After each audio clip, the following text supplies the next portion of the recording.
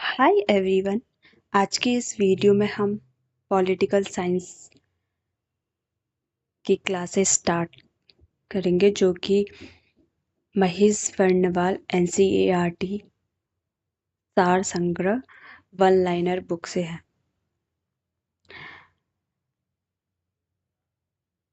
इस पे जो पहला जो चैप्टर है वह है भारत का संवैधानिक विकास, कॉन्स्टिट्यूशनल डेवलपमेंट ऑफ इंडिया। ये जो बुक है या वन लाइनर फॉर्मेट में है, तो इसी तरीके से हम इसको पढ़ेंगे। इसका जो पहला जो क्वेश्चन वह है कि रेगुलेटिंग, इसको मैं थोड़ा सा जूम कर लेती हूँ ताकि ये और अच्छे से आपको दिखे।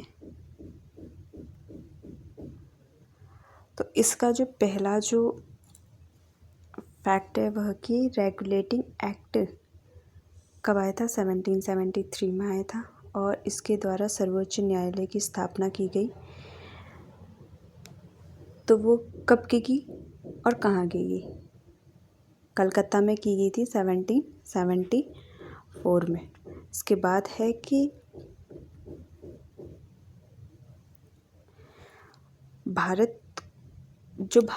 भारतीयों को भारत के प्रशासन में, एडमिनिस्ट्रेशन में भाग लेने का अधिकार कौन से अधिनियम के तहत मिला? कौन से अधिनियम के तहत मिला? 1833 के अधिनियम के तहत। फिर ऐसे ही है कि जो विधान परिषद होती थी तो उसमें हमें पहले बजट पे बहस भी नहीं कर सकते थे हम, लेकिन बजट पे बहस करने का जो अधिकार मिला वह हमें 1982 के एक्ट के तहत मिला। और अगर वैसे तो भारत के कोई पर्टिकुलर संविधान के अनुच्छेद में बजट का उल्लेख नहीं है, लेकिन आर्टिकल 112 में वार्षिक वित्तीय विवरण के तहत इसका उल्लेख किया गया है। इसके बाद है कि केंद्रीय विधानमंडल द्वारा सर्वप्रथम किस अधिनियम के द्वारा द्विसदनीय बनाया गया? तो कौन सा अधिनियम था? 1992 का। 1992 में कहाँ पर? केंद्र में क्या हुआ? द्वैध शासन स्थापित हुआ। ठीक है। फिर इसके बाद है कि भारत के राष्ट्रपति को अध्यादेश निर्गत करने की शक्ति मूलतः किस अधिनियम से प्रेरित है? तो कौन से अधिनियम से है? 1935 में। और ये अध्यादेश कौन से आर्टिकल में है?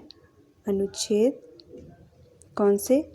अनुच्छेद 123 के तहत।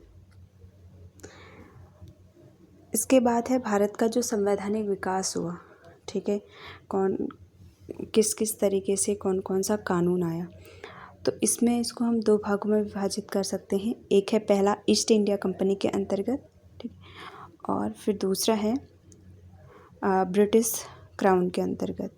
इस पे इतने सारे चार्टर एक्ट हैं और इस पे ही है भारत शासन अधिनियम। कौन सा एक्ट कब आया, कौन सा एक्ट कब आया, ये मेनली सीधे इसमें दिखा रखा है। इसके बाद है कि अब देखो वही क्वेश्चन आ गया है कि केंद्र में, ये क्वेश्चन एग्ज़ाम में भी आया हुआ है ये वाला, तो 1919 में। और अगर इसको समाप्ति की बात करें, ठीक है, समाप्त कब हुआ था? 1935 के एक्ट के तहत। इसके बाद हम सीधे आ जाते हैं नेक्स्ट जो है कि संघीय शासन जो है वह कौन से अधिनियम के तहत लाया गया? 1935 के अधिनियम के तहत। अब इसके बाद जो दूसरा है, फिर इसके बाद अखिल भारतीय संघ की स्थापना का प्रावधान कौन से अधिनियम के तहत किया गया था? 1935 के। तो इसको हम सीधे डायरेक्टली करते रहेंगे कि कौन कब क्या आया। फिर इसके बाद आता है कि केंद्र और राज्यों के बीच में शक्तियों का जो विभाजन था कौन से अधिनियम के तहत किया गया? 1935 के अधिनियम के तहत। इसके बाद आता है, अब इसमें दिया है कि संविधान का निर्माण करने का प्रस्ताव किसके द्वारा दिया गया? क्रिप्स मिशन के द्वारा। भारतीय संविधान सभा का गठन किसके अंतर्गत किया जाता है? किसके अंतर्गत किया जाता है? भारतीय संविधान का गठन कैबिनेट मिशन के द्वारा किया जाता है। फिर इसके बाद है कि कैबिनेट मिशन द्वारा प्रस्तुत योजना के आधार पर जब संविधान सभा बनी तो प्रांत में प्रतिनिधित्व के लिए किस अनुपात में मतलब निर्वाचन किया गया? तो 10 लाख की जनसंख्या पर एक सदस्य। भारतीय संविधान का निर्माण करने वाली संविधान सभा के सदस्यों का चुनाव किसके द्वारा किया जाता था? किसके द्वारा किया जाता था? विभिन्न प्रांत की विधानसभाओं के द्वारा किया जाता था। और इस पे मैं एक चीज़ और ऐड करूँगी, जो 1935 का अधिनियम है, इसको क्या कहा जाता है? मिनी संविधान। इसको क्या बोला जाता है? मिनी संविधान। अब इसके बाद जो है, इसके बाद है कि अंतरिम सरकार का गठन। क्वेश्चन ये आता है कि अंतरिम सरकार का गठन कब हुआ था, ठीक है। और जब अंतरिम सरकार बनी तो उस पर कौन कौन सा मंत्रालय या फिर कौन कौन सी जो मंत्रालय थे वो किनको थे? जैसे कि इसमें है कि जवाहरलाल नेहरू राष्ट्र मंदिर और विदेश मामलों को देखते थे, सरदार वल्लभ भाई पटेल गृह और सूचनाओं को देखते थे, राजेंद्र प्रसाद खाद्य और कृषि को देखते थे, जॉन मथाई उद्योग और नागरिक आपूर्ति, ऐसे ही जगजीवन राम श्रम को देखते थे, और सरदार बलदेव सिंह रक्षा मंत्रालय में थे, लियाकत अली खां वित्त के लिए, श्री राजगोपालचारी शिक्षा और कला के लिए। इसके बाद जो दूसरा है, अब इसमें है कि संविधान सभा के बारे में बताया गया है कि कब संविधान सभा की जो पहली जो बैठक हुई वह कब हुई? 9 दिसंबर 1946 को क्या हुई? संविधान सभा की पहली बैठक हुई। फिर उसका प्रथम प्रारूप जो था, यानी कि फर्स्ट ड्राफ्ट जो बनाया गया था, वो BN राव के द्वारा बनाया गया था। संविधान सभा का स्थायी अध्यक्ष कौन था? राजेंद्र प्रसाद। इसके बाद है, ये क्वेश्चन बहुत बार एग्जाम में पूछा गया है कि संविधान सभा में पंडित नेहरू द्वारा उद्देश्य प्रस्ताव कब प्रस्तुत किया गया? आंसर क्या है? 13 दिसंबर 1946। उद्देश्य प्रस्ताव ही क्या था? ये थी प्रस्तावना। उसके बाद उस उद्देश्य प्रस्ताव को संविधान सभा में प्रस्तुत किया गया। कब किया गया? 22 जनवरी 1947 को। संविधान सभा के कुल कितने अधिवेशन हुए? कितने हुए? 11 हुए। फिर उसके बाद है कि संविधान सभा को बनाने में कितना टाइम लगा?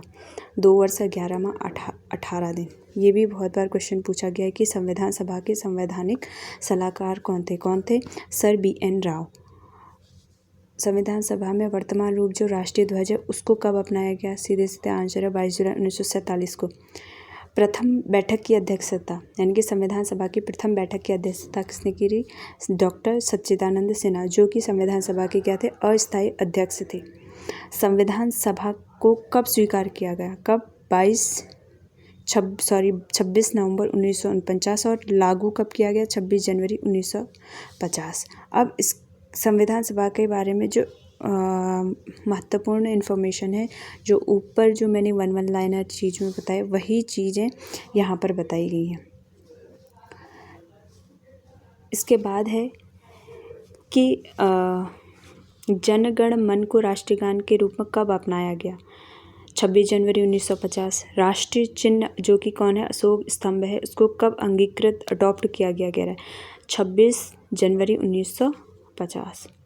इसके बाद है कि एडवाइजरी कमेटी बनाई गई थी संविधान सभा की। बहुत सारी संविधान सभा में भी बहुत सारी समितियां बनाई गई थी, तो उनमें से एक थी सलाहकार समिति, जिसको बोलते हैं एडवाइजरी कमेटी। तो उसके जो हेड कौन थे? सरदार वल्लभ भाई पटेल। उसके बाद आता है कि संविधान सभा की झंडा समिति, उसके हेड कौन थे? राजेंद्र प्रसाद। अब ये इम्पॉर्टेंट समितियाँ हैं, जैसे कि ये उसमें आ सकता है कि मैच द कॉलम, तो उसमें इन चीज़ों को याद करके हम इसको सॉल्व कर सकते हैं। जैसे सीधे है दो चीज़ें तो संघ की शक्ति और संघीय संविधान सब इनके दोनों के एक ही हैं, पंडित जवाहरलाल नेहरू। फिर प्रांतीय संविधान समिति के सरदार वल्लभ भाई पटेल। प्रारूप समिति यानी कि ड्राफ्टिंग कमेटी जो है संविधान सभा की, जो ये समितियां बनी उनमें से एक महत्वपूर्ण समिति थी, जो कि 26 अगस्त शायद, अगर मैं गलत ना हो तो 1947 को इसको बनाया गया था। इसके बाद है कि मौलिक अधिकार एवं अल्पसंख्यकों संबंधी परामर्श समिति कौन थे? सरदार वल्लभ भाई, इसमें भी वल्लभ भाई पटेल। प्रक्रिया नियम समिति में राजेंद्र प्रसाद। राज्यों के लिए समिति पंडित जवाहरलाल नेहरू। संचालन समिति में राजेंद्र प्रसाद। अब इसके बाद है संविधान सभा के कार्यों से संबंधित समिति। तो कार्यों से संबंधित समिति में कौन थे? जीवी मावलंकर। ऐसे ही एक क्वेश्चन आ जाता है कि ड्राफ्ट कमेटी, जो ये प्रारूप समिति है, इसमें से आ जाता है कि टोटल कितने सदस्य थे? कितने थे? 6 सदस्य थे। कौन कौन थे? इनमें से ऐसा क्वेश्चन आ जाता है कि इनमें से कौन नहीं है, जो ये मेंबर है, इसमें से क्वेश्चन क्या आता है कि कौन नहीं है करके आ जाता है। जैसे कि एन गोपाल स्वामी अयंगर थे, डॉक्टर KM मुंशी थे, BL मित्रा थे। बाद में इनके स्थान पर N माधव राव को बनाया गया। फिर उसके बाद अल्लादी कृष्ण स्वामी अय्यर, सैयद मोहम्मद सादुल्ला, DP खैतान, और DP खैतान के बाद इनके बाद में स्थान पर TT कृष्णाचार्य को बनाया गया था। इसके बाद है संविधान सभा में, हाँ, ये जो प्रारूप समिति थी, ड्राफ्टिंग कमेटी थी, इसका गठन कब किया गया? 29 अगस्त 1947 को। फिर उसके बाद है डॉक्टर भीमराव अंबेडकर का संविधान सभा में निर्वाचन किस प्रेसिडेंट, ये भी क्वेश्चन पूछा गया, कौन से प्रेसिडेंसी से हुआ था? बंगाल प्रेसिडेंसी। इससे पहले जो बोलते हैं कि पहले बंगाल प्रेसिडेंसी से 1946 और 47 में, फिर उसके बाद बम्बई प्रेसिडेंसी से।